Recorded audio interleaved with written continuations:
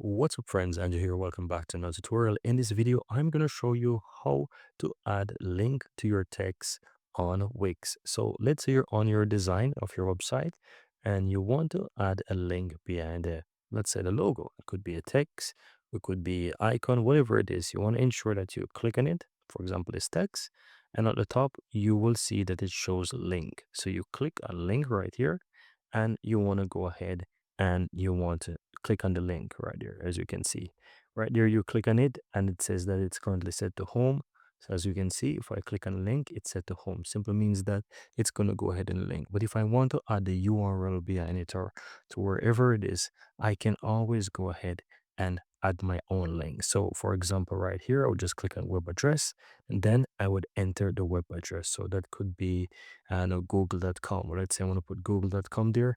I can go ahead and I can add google.com there and then click and done.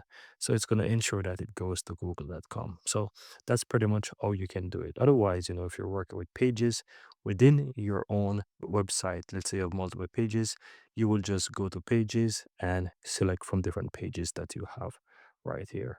And then you would click and done. And that's it. Very easy and very simple.